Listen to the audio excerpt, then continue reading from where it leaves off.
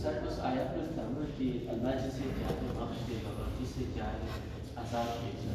صحیح. تو اس کے اندر تو یہ ہوگی نا سر کہ جسے چاہے، مطلب ہم تو یہ پیور کیسے مطلب سمجھ سکیں گے کہ یہ کس طرح کے لوگوں کو بخش دے گا. جسے چاہے تو مطلب وہ تو ایک روک ہو گیا نا سارے کہ ہمارے ادھر ایک استعمال ہوگا میرا کو مست ہمارے زبان میں. صحیح پھر یہ کیوں سر؟ صحیح.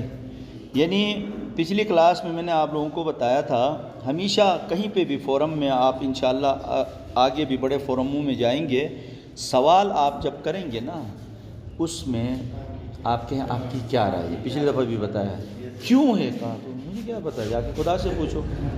بات سیدھی سی، ٹھیک ہے. وہ معاملات میرے تو نہیں ہیں نا. ہاں ہم اپنی رائے دے سکتے ہیں، وہ رائے ممکن ہے صحیح ہو، ممکن ہے کہ وہ صحیح نہ ہو. آپ کو یہ اختیار ہے کہ آپ پڑھیں، تحقیق کریں، یہ آپ کا اختیار ہے.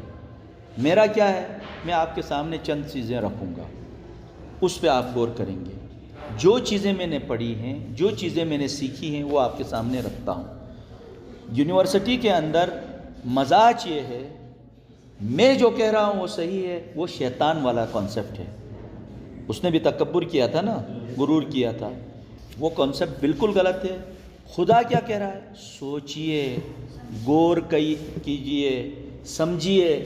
خدا بھی ہمیں یہ نہیں کہتا یہ اس پہ عمل کریے، وہ ہمارے سامنے حسن اختیار رکھتا ہے.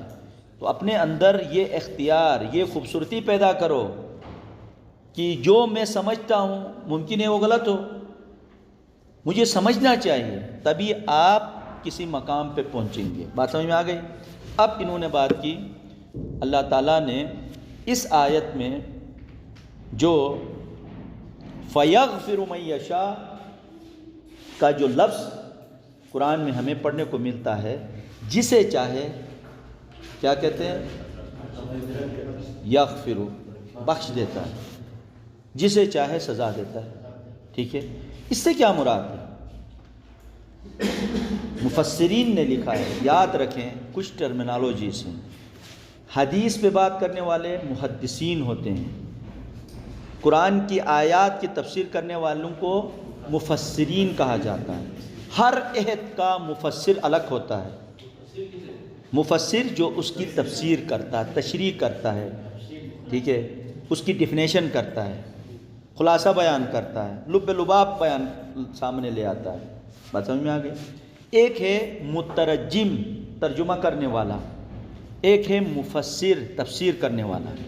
ترجمہ قیامت تک چینج کوئی کرنا چاہے نہیں کر سکتا ہے. کیوں نہیں کر سکتا ہے؟ پچھلی کلاس میں بتا چکا ہوں، ممکن ہی نہیں ہے.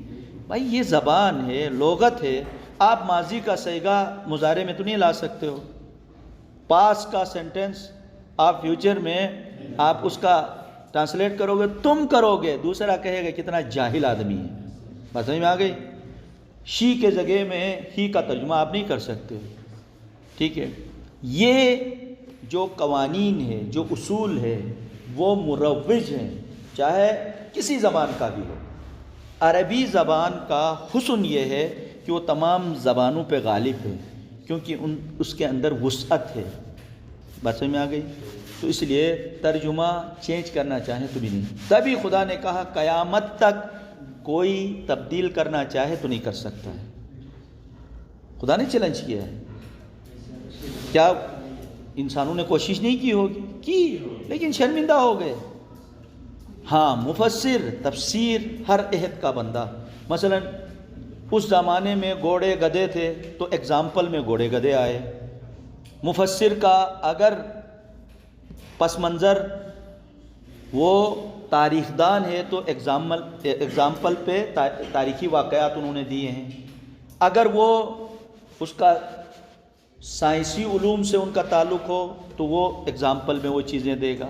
آج کے عہد میں آپ دیکھیں جہاز کی مثالیں دیتے ہیں یا جو ہے آپ کے میڈیکل سائنس کی مثالیں دیتے ہیں. جس کا جو پس منظر ہوگا اسی حساب سے سمجھانے کے لیے مثالیں. اس لیے تفسیر کا مطلب ہے کھول کے بیان کرنا، اس عہد میں موبائل کی مثال دیتے تو کوئی سمجھتا؟ آج کے عہد میں کچھ جانوروں کے نام بتاؤ کو جو کہ ہم نے دیکھا ہی نہیں، تو ہم پوچھیں کہ یہ کون ہے؟ اب اس کو سمجھنے کے لیے وقت چاہیے۔ اس لیے مفسرین کیا کرتے ہیں، جس عہد میں جس ایرا میں ہم جی رہے ہیں ارد گرد کی چیزوں کی مثالیں دیتے ہیں تاکہ ہم سمجھ سکیں۔ بات سمجھ میں آ گئی؟ اس کو کہتے ہیں تفسیر، سمجھانا ہوتا ہے۔ اب اس آیت میں کیا ہے، اس سے مراد کیا ہے؟ خدا جسے چاہے۔ اگر یہ چاہت یعنی خدا اپنے پاس رکھتا، جو کہ وہ قدرت والا ہے، لیکن یہ حسن اختیار ہمیں دیا ہے، ہمارے سامنے دونوں راستے رکھے ہیں، کیونکہ آیت کی تفسیر دوسری آیت کرتی ہے، انا ہدیناہ السبیل اما شاکر و اما کفورا۔ تمہارے سامنے دو راستے رکھے ہیں، چاہے تو آپ ہدایت پائیں، چاہے تو آپ گمراہی۔ آپ اعوذ باللہ من الشیطان الرجیم کہتے ہیں، کیوں کہتے ہیں؟ شیطان کا نام لیتے ہیں نا، کیونکہ وہ گمراہی کا منبع ہے، اس کے سامنے وہ چیزیں ہیں جو انسان اڈاپٹ کرے تو شیطان کے راستے پہ چلتا ہے، شیطان آپ کو پکڑ کے اس راستے میں نہیں لے جاتا ہے۔ یہ ہمیں سمجھانے کے لیے تمثیلات ہیں۔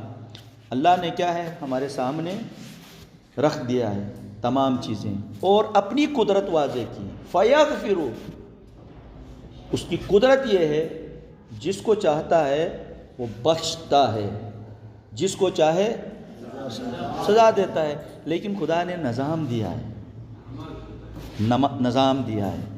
کیا خدا اپنے نظام کی وائلیشن خود کرے گا؟ نہیں کرے گا۔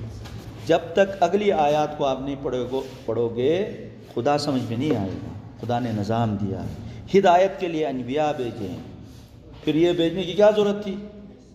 وہ جس کو چاہتے ہدایت دیتے، انبیاء کو بھیجنے کی ضرورت ہی نہیں تھی۔ آپ کو سلیبس دیا جاتا ہے، یہاں ٹیچر کو بھیجنے کی کیا ضرورت ہے؟ ضرورت ہے سلیبس آپ پڑھیں پیپر دے دیں؟ ایسا نہیں، بلکہ اللہ نے کہا تم جس ایرا سے گزرو گے، پہلے ہوگا آپ کا بچپن، لڑکپن، پھر جوانی آئے گی، پھر بڑھاپا آئے گا۔ آپ جوانی میں جو آپ کم عمری میں تھے، لڑکپن پہ تھے، جو چیزیں آپ سچ سمجھتے تھے، آج آپ ان کو ری وزٹ کرتے ہیں تو وہ آپ کو عجیب سے لگتی ہیں۔ اس کی ایک چھوٹی سی چھوٹی مثال آپ دیکھیں، آج جا کے آپ بچپن کی تصویر نکال کے دیکھیں اپنی، آپ اپنا مذاق اڑائیں گے، میں ایسا تھا۔ کیوں؟ اس وقت آپ تو اس چیز کو سچ سمجھتے تھے، حقیقت سمجھتے تھے۔ اس وقت اپنے ماں باپ سے جو ڈیمانڈ کرتے تھے، اس آپ کی ڈیمانڈ کیا ہوتی تھی؟